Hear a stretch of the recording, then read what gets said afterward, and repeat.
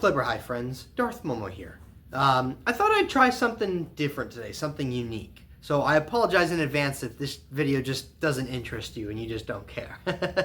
I wanted to kind of talk about some of my earliest Star Wars memories. I got into the franchise when I was a little kid. The year was 2010. And I have some fun, kind of interesting stories around that. So I thought I'd just do a quick little video and kind of run through them as chronologically as I can possibly remember it. So I remember the first true exposure I had to Star Wars was actually in 2007 or so. Might have been a little earlier, might have been a little later, but I was walking just through the living room. My dad was sitting on the couch watching Star Wars. It was the sandcrawler scene when the droids are in the sandcrawler from A New Hope. And I just kind of looked at it and I'm like, okay. And I just walked on to my room doing what I was doing. And I remember kind of I had some basic knowledge. I knew I thought Yoda was named a Jedi. I thought Darth Vader was named a Dark Vader. In 2009, one of my friend's moms gave my mom some of his Star Wars toys. It was R4P1, no, not P1, it was R4G9, the gold droid that Obi-Wan has in Revenge of the Sith. And then there was R2-D2, C-3PO, Anakin from the Phantom Menace, Darth Vader, a couple of these red little statue things. I don't know, they were this tall. They came with some of the action figures. I think it was one of Vader and one of Yoda, one of Luke maybe, I don't remember. And I also got a Lego V-Wing. It was actually my first Star Wars Lego set that I had ever been given or owned, etc. I knew what Star Wars was, and I'm I don't care about Star Wars, etc. But okay, I mean, toys, I guess, whatever. And then I remember also seeing kind of two around the same time. I think it was around the time season 2 was airing, just based off the timelines of when I was in this house growing up. But I remember seeing a promo for the Clone Wars, and I just sat there, rolled my eyes. I'm like, that's so stupid. I thought Star Wars was the dumbest thing for some reason, even though I'd never really actually watched it.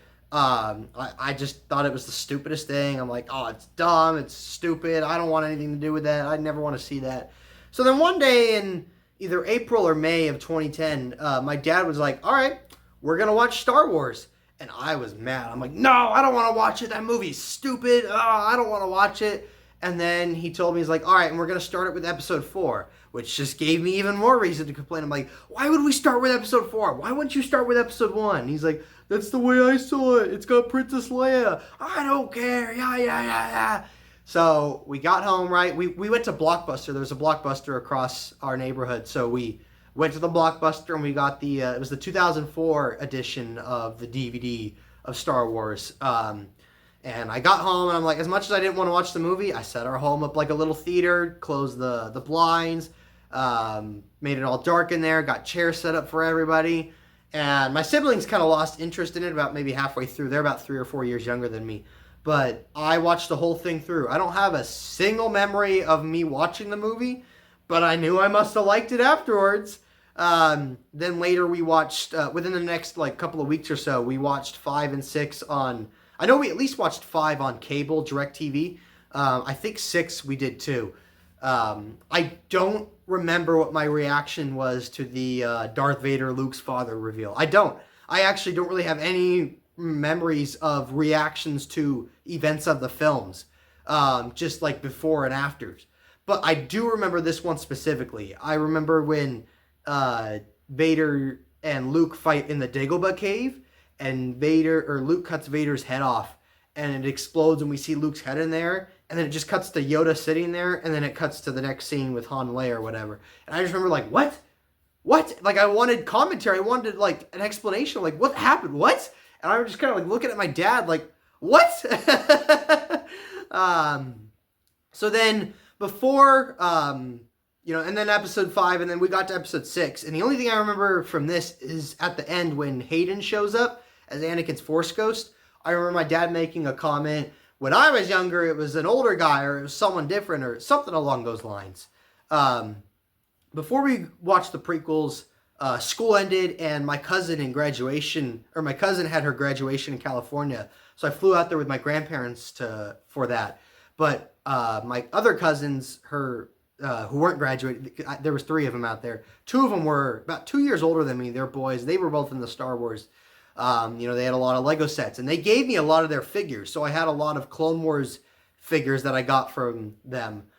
They also gave me the novelizations for the 6 films, the Clone Wars movie, and then also it was like the first Jedi Quest book. It was the one with Anakin and Obi-Wan, not Obi-Wan and Qui-Gon. And I was flipping through the novelizations, and they had the pictures in it. These were like the 2004 Scholastic novelizations. I was excited to see the prequels. I watched a Clone Wars episode actually on their DVR while I was there. It was Bombad Jedi. I don't remember what my thoughts were on it, because obviously I didn't know the prequel era or anything, but I remember watching it and liking it.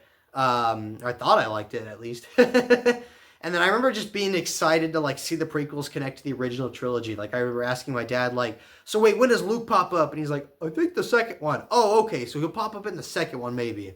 I remember like asking about like the Clone Wars and asking a friend like, oh yeah, and I think we'll watch the Clone Wars too. And he's like, I think the Clone Wars is episode 2. I'm like, okay, cool. And I remember relaying that to my dad. We got to watch, we watched the prequels on DVDs rented from Netflix. My dad had to like do an errand across town or something. So he put the 3 of us in the back seat, and he put the little portable DVD player on with the Phantom Menace in the middle of the 2 front seats, and we sat back there and we watched the Phantom Menace as we were driving around town. We had both 1 and 2 at the same time, so we got back later that night and we watched episode 2. And I remember, it was like 8 or 9 o'clock or so. It was summer break, but my dad had work early in the morning. So, we paused the movie like halfway through or something like that.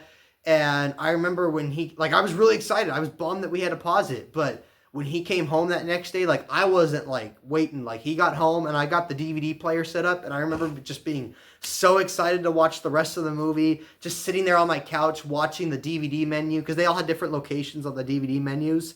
And it was the Geonosis DVD menu for Attack of the Clones. So I just remember sitting there and staring at it for like a half hour, just waiting for my dad to be ready so we could like sit down and watch the rest of the movie.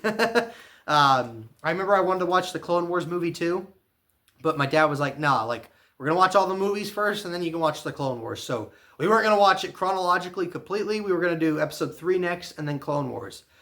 He put both of them on the Netflix queue. This was a Monday when we watched Phantom Menace and most of Clones, and then the rest of Clones on Tuesday.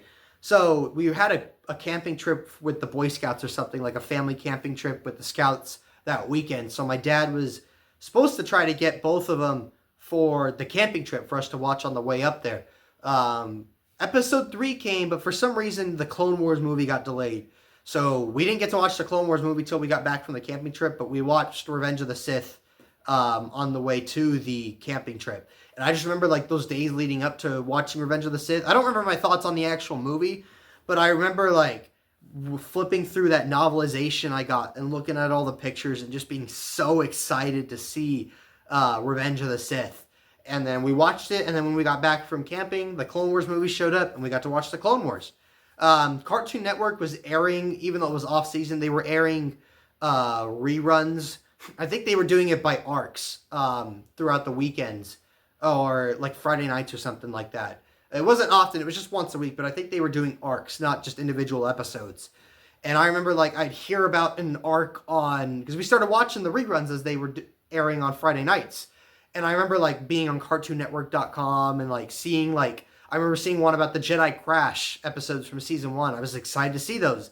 And then sure enough, that was what was on Cartoon Network the next weekend. And then I remember finding out about the Boba Fett ones. I was so excited to see that. I got grounded the weekend, but thankfully we had DVR and I watched it like Sunday or Monday or something like that. And then I remember watching like a rerun once with my dad and family. And then we saw an advertisement for season 3. And I was like, whoa, season 3, whoa. And so excited to watch season 3 when that came out. So then we started watching season 3 when it came out. I remember like after 99 died, I was just like sad. I was like wondering as a little kid, I'm like 10 or 11 or something like that. I'm like, well, I wonder if 99 will go to heaven. And then we just slowly worked on renting the Clone Wars discs from Netflix so I could watch the rest of seasons 1 and 2, because while they were doing reruns on Cartoon Network, they were out of order. And yeah, I was into the franchise. That year for Christmas, because we had all the movies saved on our DVR, but that year for Christmas, I remember my dad got me episodes 2 through 3, and then 4, 5, and 6. It was the regular, like, it was. I actually have some of them still. So regular episode 2 disc.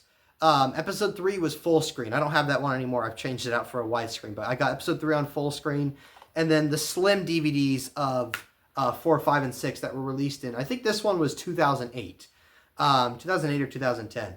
I don't have 4 and 5 anymore. The DVDs got all scratched. I've changed them out, but I still have the one from 6. And then I remember going over to my mom's. I was like, dang it, I just don't have episode 1. And by some miracle, I had 2 Star Wars DVDs under the tree for Christmas over there. And it was Phantom Menace and the Clone Wars. These 2 very same copies. I think they might have come from my cousins and family in California. I don't know. But they might have.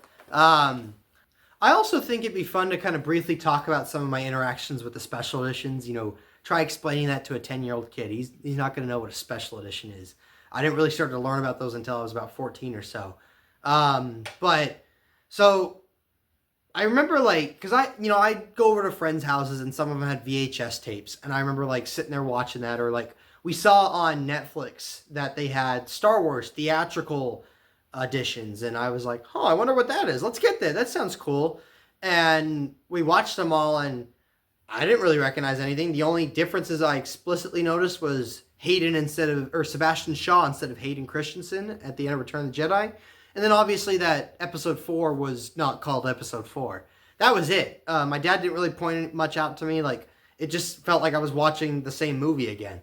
And like, I'd go over to, like, I had a friend, like I just said, who had the VHS tape. So like, there's times where like I'd see the Jabba musical number and I'd be like, I swear this looks different. Or sometimes, like, depending on what version I was watching, I'd see like, okay, we'd be watching episode 4 and we'd get to the part where everybody boards the Millennium Falcon. I'm like, wait, where's the Jabba scene? Did I miss that?